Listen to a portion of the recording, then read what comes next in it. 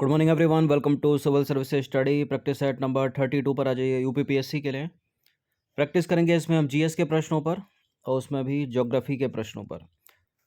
तो चलिए स्टार्ट करते हैं। डिस्क्रिप्शन बॉक्स में लिंक है, वहाँ पर आप टेस्ट नंबर 1 से लेकर इस टेस्ट तक पहुँच सकते हैं। 2 से 3 सेकंड का टाइम मिलेगा एक प्रश्न को पढ़ने के बाद। अपना भी सोचेगा कि आंसर क्या होगा। पहला प्रश्न है, चंद्रमा का ज्वार उत्पादक जो बल होता है वो सूर्य की अपेक्षा दोगुना होता है, क्योंकि चंद्रमा सूर्य की तुलना में पृथ्वी से अधिक निकट है। क्या? बिल्कुल ये करेक्ट है, दोनों के दोनों स्टेटमेंट। सी है इसका आंसर। तो देखिए, चंद्रमा एवं सूर्य की आकर्षण शक्तियों के कारण सागरीय जल के ऊपर उठने और नीचे गिरने को जो है ज्वार भाटा कहते हैं। छोटी क्लास में पढ़ा होगा आपने। चंद्रमा का ज्वार उत्पादक बल जो है वो सूर्य की अपेक्षा दोगुना होता है, क्योंकि यह सूर्य की तुलना में पृथ्वी से अधिक निकट है। नंबर 2 पर आ जाइए। उत्तरी गोलार्ध की जलधाराएं अपने किस ओर मुड़ती हैं? देखिए, यह अपनी सुंदर सी पृथ्वी वी से एक रेखा खींचेंगे 0 डिग्री। इसको इक्वेटर लाइन भी बोलते हैं। ऊपर का हो गया उत्तरी गोलार्ध, नीचे का हो गया दक्षिणी गोलार्ध। ठीक है।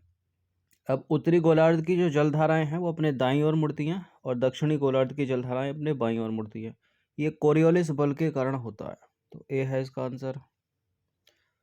तो उत्तरी गोलार्ध की जलधाराएं अपने दाईं ओर तथा दक्षिणी गोलार्ध की जलधाराएं अपने बाईं ओर प्रवाहित होती हैं। ये कोरियोलिस बल के प्रभाव से होता है।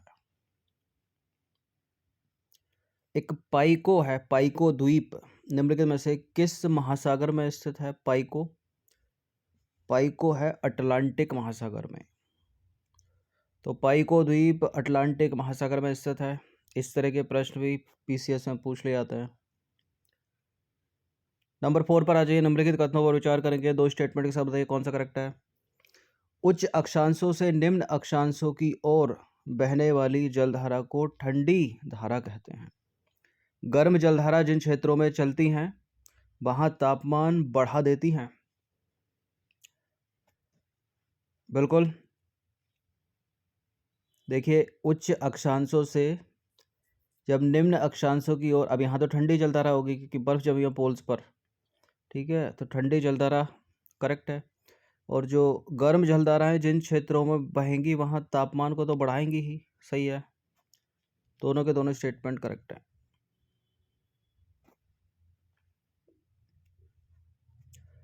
तो देखिए, उच्च अक्षांशों से निम्न अक्षांशों की ओर बहने वाली जलधारा को ठंडी जलधारा कहते हैं, कोल्ड करंट कहते हैं। ठीक है, 2-3 जलधाराओं के नाम भी याद रखिएगा। सभी जलधाराओं के नाम याद रखिएगा, ठंडी गर्मता की अलग कर सके, जैसे कि कैनेरी हो गई, ठीक है, लेब्राडोर हो गई, और प्रायः ध्रुव से भूमध्य रेखा की ओर चलती हैं ये। 5वां प्रश्न, निम्नलिखित कथनों पर विचार करेंगे। पहला स्टेटमेंट, अटलांटिक महासागर की तट रेखा बहुत कटी फटी है। अटलांटिक महासागर की तट रेखा प्रशांत महासागर और हिंद महासागर की तट रेखा की कुल लंबाई से अधिक है। ठीक है, इंडियन और पैसिफिक को मिलाकर से बड़ी है अटलांटिक की। बिल्कुल, दोनों सही हैं। तो अटलांटिक महासागर की तटरेखा बहुत कटी फटी है, इसके कारण इसकी तटरेखा की लंबाई प्रशांत एवं हिंद महासागर की तटरेखा की कुल लंबाई से अधिक है।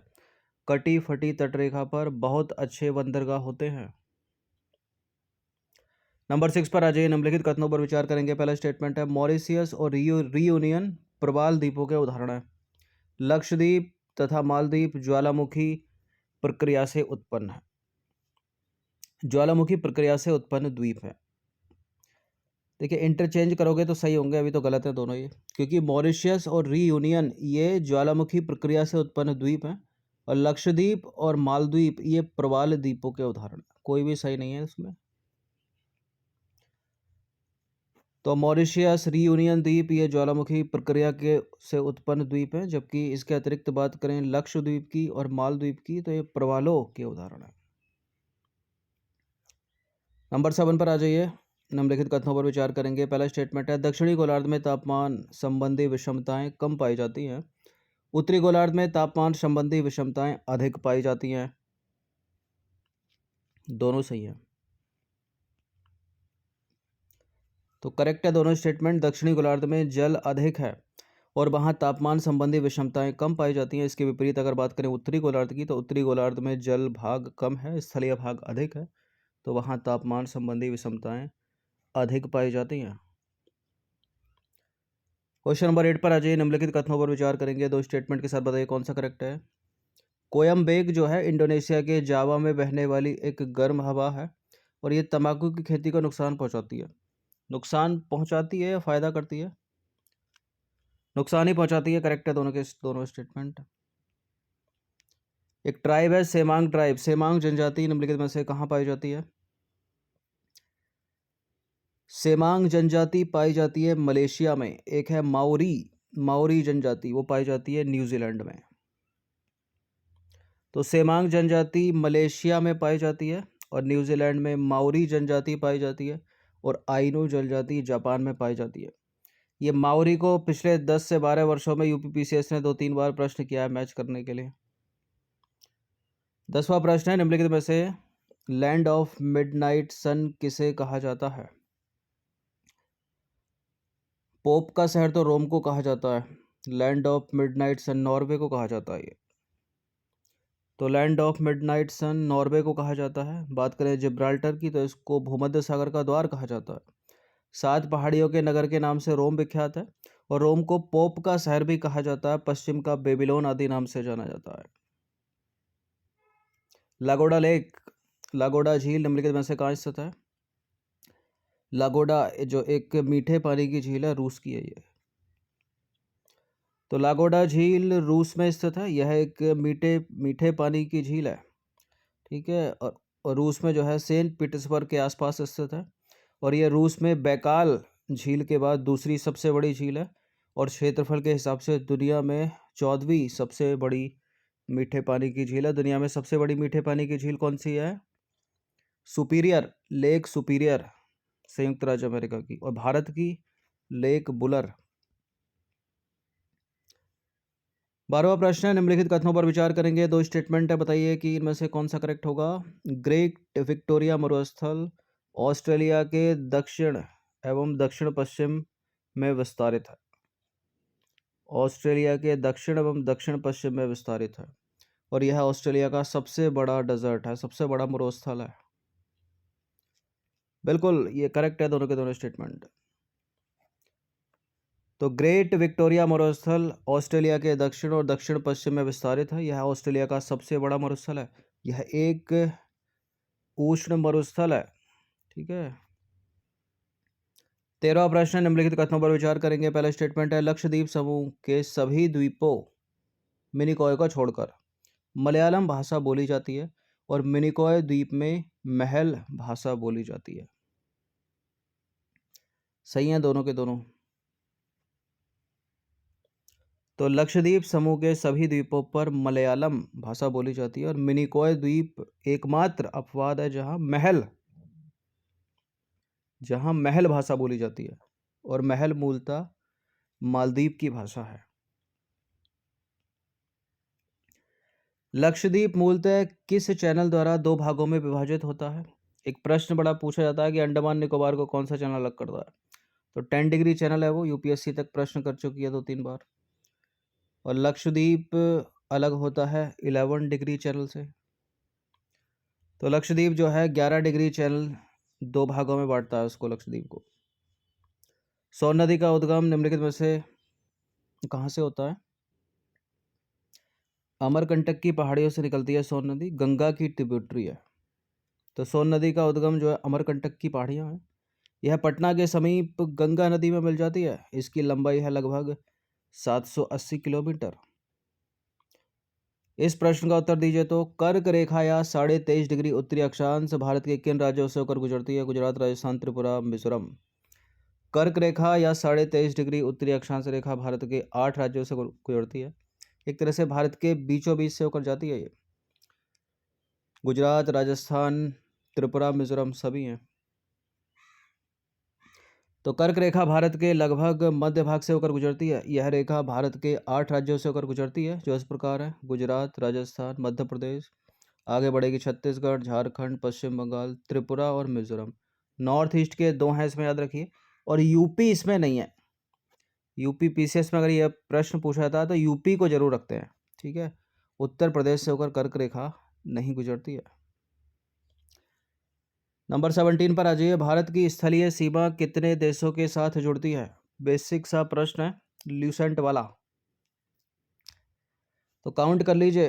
देखिए इधर अफ़गानिस्तान है पश्चिम की तरफ, उत्तर पश्चिम में पाकिस्तान है, नेपाल आ गया, ऊपर से चीन आ रहा है, ठीक है, इधर भूटान हो गया, बांग्लादेश हो गया, म्यांमार हो गया। तो कितने हो गए? 1 2 3 4 5 6 7। स्थलीय पूछ रहा है, 7 हो गया। तो देखिए भारत देश की स्थलीय सीमा 7 देशों के साथ जुड़ी है। ये देश हैं चीन, नेपाल, भूटान, म्यांमार, पाकिस्तान, बांग्लादेश और अफ़गानिस्तान। नंबर 18 पर आ जाइए। भारत का कौन सा राज्य 3 तरफ से अंतर्राष्ट्रीय सीमा से घिरा हुआ है? प्रश्न इंपॉर्टेंट है, एग्जाम में कई बार आ चुका है। देखिए सुंदर सा मैप किधर गया इंडिया का? यहाँ है त्रिपुरा, ये तीनों ओर से इधर से बांग्लादेश से घिरा है। तो एक तो ये हो गया त्रिपुरा। यहाँ पे सिक्किम भी है, सिक्किम के ऊपर से तिब्बत आ रहा है, मतलब चीन आ रहा है। इधर से जो है नेपाल है और इस तरफ से भूटान है, तो ये भी हो गया।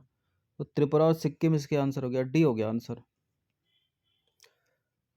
तो देखिए सिक्किम और त्रिपुरा 3 तरफ से दूसरे देशों के साथ अपनी अंतर्राष्ट्रीय सीमा साझी करते हैं। सिक्किम की पहले बात करेंगे तो सिक्किम नेपाल से, भूटान से और चीन से 3 ओर से घिरा हुआ है। जबकि त्रिपुरा की बात करें तो बांग्लादेश ने इसको 3 तरफ से घेर रखा है। नंबर 19 पर आ जाइए। विंध्य और सतपुड़ा पर्वत श्रेणी के बीच निम्नलिखित में से कौन सी नदी बहती है? विंध्य और सतपुड़ा श्रेणी के बीच बहती है नर्मदा। तो नर्मदा नदी के उत्तर में विंध्य पर्वत श्रेणी है तथा दक्षिण में सतपुड़ा पर्वत श्रेणी है। अर्थात नर्मदा नदी विंध्य और सतपुड़ा श्रेणी के बीच में बहती है। इंपॉर्टेंट है प्रश्न, बहुत सारे एग्जाम में बहुत बहुत बार पूछा गया है। नंबर 20 पर आ जाइए। हिमालय पर्वत को 3 मुख्य समानांतर श्रृंखलाओं में बांटा जाता है। उत्तर से दक्षिण की ओर उनका सही क्रम बता दीजिए।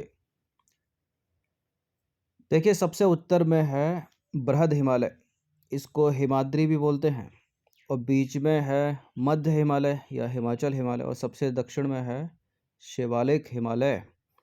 तो शिवालिक हिमालय यहाँ बीच में कर रखा है, तो इन दोनों को तो हटा ही दीजिए। शिवालिक हिमालय तो सबसे दक्षिण में होगा, यहाँ उत्तर में इसने बना दिया।